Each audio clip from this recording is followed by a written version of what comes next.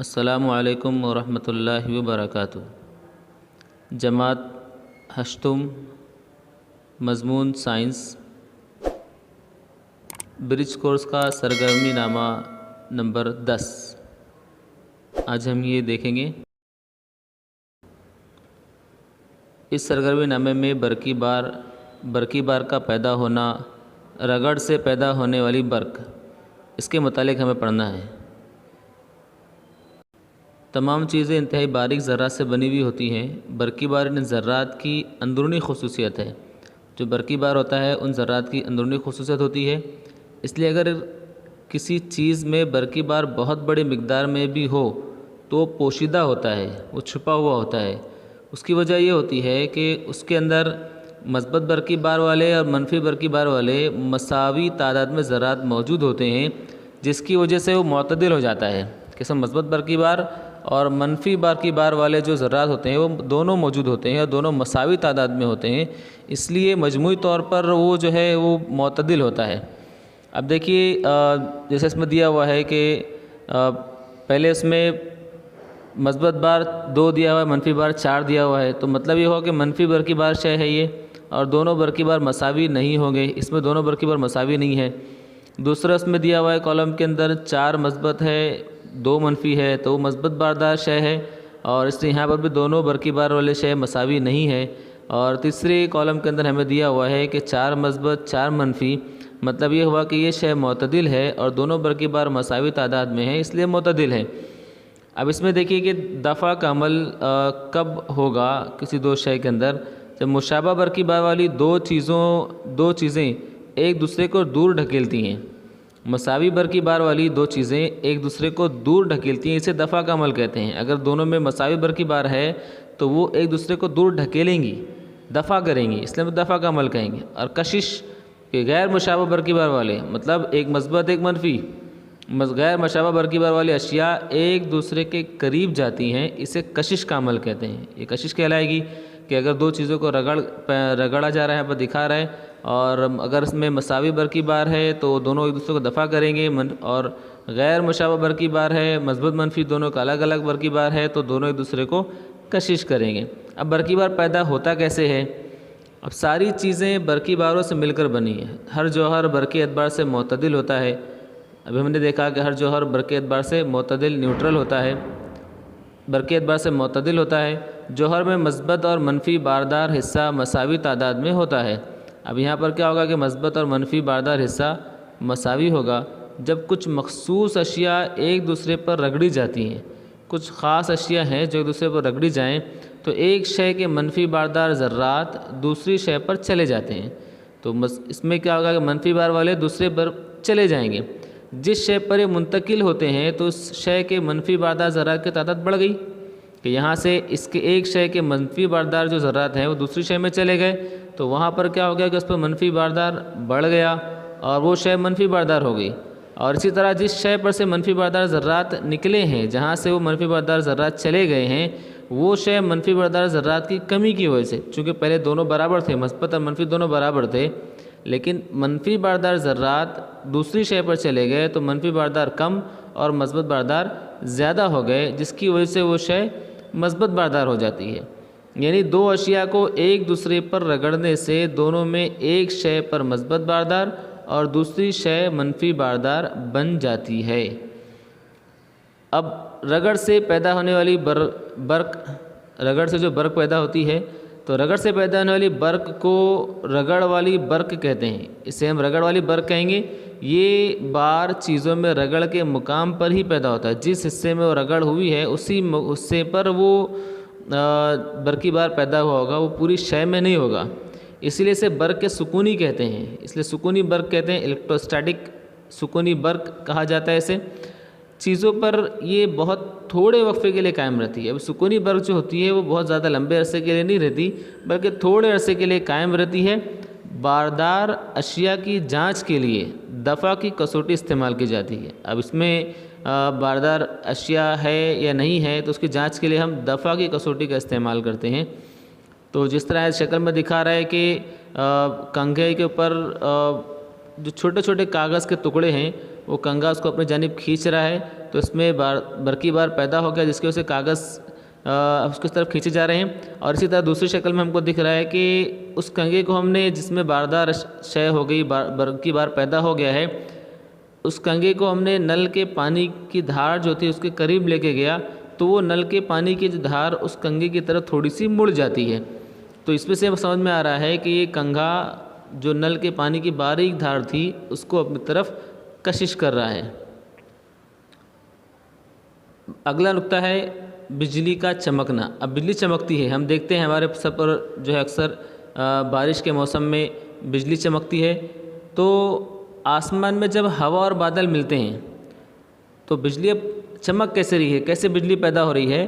تو جب ہوا اور بادل ملتے ہیں تو اوپر کے حصے کے بادلوں میں مثبت بار اور نچلے بادلوں میں منفی بار پیدا ہوتا ہے.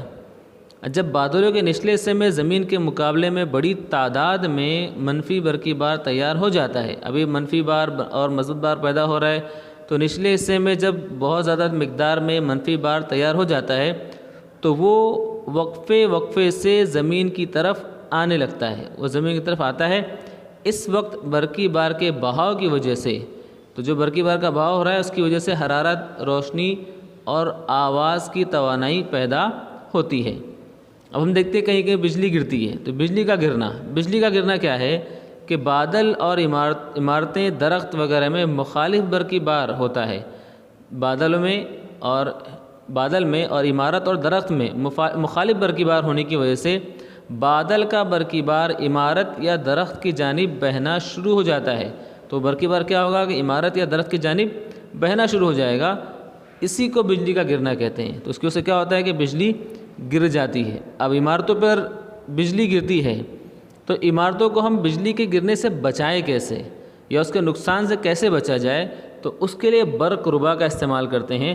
اب دیکھیے برق ربا کس طرح بنایا جاتا ہے. تو آسمان سے گرنے والی بجلی کے نقصانات سے بچنے کے لیے جو آلہ ہم استعمال کرتے ہیں اسے برق ربا کہتے ہیں. جو آلہ استعمال کیا جاتا ہے وہ برق ربا کہلاتا ہے. برق ربا یعنی تانبے کی لمبی پٹی عمارت کے سب سے اونچے حصے پر اس کا ایک سرا ہوتا ہے. تانبے کی پٹی ہوتی ہے، کاپر میٹل کی بنی ہوئی ایک پٹی ہوتی ہے اور اس کو اونچے حصے پر ایک سرا ہوتا ہے اور یہ سرا بھالے کی طرح نوکیلا ہوتا ہے. اور پٹی کا دوسرا سرا زمین کے اندر لوہے کی موٹی اور مضبوط چادر سے جوڑا جاتا ہے. اس کو ہم اندر جا کر لوہے کی موٹی اور مضبوط چادر سے جوڑ دیتے ہیں. اس کے ایک گھڑا کر کے کوئلہ اور نمک ڈالا جاتا ہے. اس میں ہم لوگ کوئلہ اور نمک ڈالتے ہیں. اس آمیزے کے درمیان لوہے کی یہ چادر کھڑی کی جاتی ہے. گھڑے میں پانی ڈالنے کی سہولت ہوتی ہے اور اس میں پانی بھی ڈالا جاتا ہے. کیا کیا چیز ہوتی ہیں وہاں پر؟ ایک تو لوہے کی چادر ہوگی اور کوئلہ اور نمک ہوگا اور اس میں پانی بھی ڈالا جاتا ہے. اس طرح بجلی فوراً ہی زمین میں چلی جاتی ہے اور ہم نقصان سے بچ جاتے ہیں. اگر وہ بجلی عمارت کی طرف بڑھی تو عمارت کی طرف بڑھنے کی وجہ سے وہ کاپر کی جو پلیٹ ہے، کاپر کی جو چادر ہے، تانبے کی جو چادر ہے اس سے ہوتی ہوئی سیدھا زمین میں پہنچ جاتی ہے اور عمارت کو نقصان نہیں ہوتا. اب آئیے مشق کریں. یہاں شکل دیا گیا ہے. ذیل کی تصویر میں دیوار پر چپکا ہوا غبارہ دکھایا ہے. غبارے پر کون سا برقی بار ہوگا لکھیے. اب دیکھیے دیوار پر ہم کو دکھ رہا ہے کہ رائٹ سائڈ میں مثبت بار ہے، لیفٹ سائڈ میں منفی بار ہے اور غبارہ منفی بار جو جہاں پر ہے اس جانب کشش ہوا ہے. تو ظاہر سی بات ہے دونوں مخالف برقی بار جہاں ہوتے ہیں تو وہاں پر کشش کا مول ہوتا ہے، اس لیے غبارے پر مثبت بار ہوگا، اس لیے وہ منفی بار کی جانب کشش کیا گیا. تو غبارے پر ہم لکھ سکتے ہیں کہ منفی برقی بار ہوگا. سوکھے کپڑے سے آئینہ صاف کرنے پر دوبارہ اس پر دھول بیٹھ جاتی ہے، ایسا کیوں؟ تو ہوتا ہی ایسا ہے کہ ہم سوکھے کپڑے سے جب آئینہ صاف کرتے ہیں تو کپڑے کے جو باردار ذرات ہیں وہ آئینے پر چپک جاتے ہیں، جس کی وجہ سے کیا ہوتا ہے کہ اس میں برقی بار پیدا ہو جاتا ہے اور برقی بار کے پیدا ہونے کی وجہ سے جو دھول کے باریک ذرات ہیں وہ اس کو اپنی طرف کشش کر لیتا ہے، جس کی وجہ سے آئینے پر دھول کے ذرات بیٹھ جاتے ہیں. روزمرہ کی زندگی کی اشیاء جن پر برقی بار پیدا کیا جا سکتا ہو فہرست بنائیے. جن پر ہم برقی بار پیدا کر سکتے ہیں اس کی فہرست آپ کو بنانا ہے. تو کنگھا ہم نے دیکھا اور سلاخ ہے، کپڑا ہے، یہ ایسی چیزیں ہیں جن پر ہم اون ہے برقی بار پیدا کر سکتے ہیں. اون کے جو کپڑے ہوتے ہیں یا پھر اون کے سویٹر ہوتے ہیں ہمارے، ان پر بھی برقی بار پیدا ہو جاتا ہے. تو یہ ان کے نام تھے. اگلا سوال دیا ہوا ہے بارش کے موسم میں بجلیوں کے چمکنے کے دوران درخت کے نیچے رکنا مناسب ہوگا یا غیر مناسب؟ اپنے الفاظ میں لکھیے۔ جیسے ہم نے پڑھا کہ بادل میں اور درخت کے اندر مخالف برقی بار ہوتا ہے، جس کی وجہ سے بجلی جو ہے درخت کی جانب بہنے لگتی ہے، اور بجلی کا گرنے کے بہت سارے امکانات ہوتے ہیں درخت پر۔ اگر ہم درخت کے نیچے کھڑے ہوں گے تو ہمیں بھی نقصان پہنچ سکتا ہے، اس لیے درخت کے بجلیوں کے چمکنے کے دوران درخت کے نیچے رکنا مناسب نہیں ہوگا، یہ غیر مناسب ہوگا۔ اگلا سوال دیا ہوا ہے بجلی کڑکنے کے دوران آپ کیا احتیاطی تدابیر کرو گے؟ تو سب سے پہلی بات، کسی بڑی عمارت یا درخت کے نیچے ہم نہیں کھڑے رہیں گے، کھلے میدان میں کھڑے ہو جائیں گے، وہاں بجلی کی گرنے کے امکانات کم ہوتے ہیں۔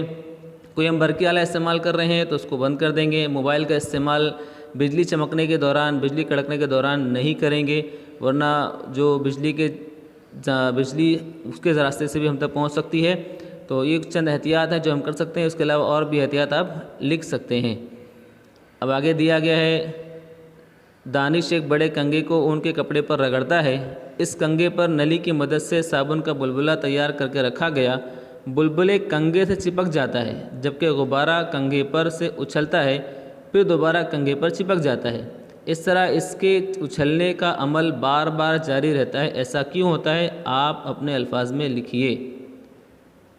چونکہ کنگھے کو اون کے کپڑے پر رگڑنے سے اس میں منفی برقی بار پیدا ہو جاتا ہے، اور صابن کا جو بلبلہ ہوتا ہے چونکہ وہ اس میں کوئی بار نہیں ہے، لیکن پھر اس کے مقابلے میں بار اس پر کم ہوتا ہے، جس کی وجہ سے کیا ہوتا ہے وہ مثبت باردار کے طور پر کام کرتا ہے۔ اس کی وجہ سے صابن کا بلبلہ کنگھے پر فوراً چپک جاتا ہے، جبکہ غبارے پر منفی برقی بار ہوتا ہے، اور اکثر برقی بار ہونے کی وجہ سے دونوں میں ایک دوسرے کو دفع کا عمل ہوتا ہے، اور اس دفع کے عمل کی وجہ سے غبارہ بار بار کنگھے پر سے اچھلتا رہتا ہے۔ یہ تھی ہماری سرگرمی۔ اس کے بعد انشاءاللہ اگلی سرگرمی ہماری پھر ملاقات ہوگی، اس لیے آپ کی جو بھی رائے ہے ہمیں ضرور کمنٹ باکس میں دیں۔ جب تک کے لیے السلام علیکم ورحمۃ اللہ وبرکاتہ۔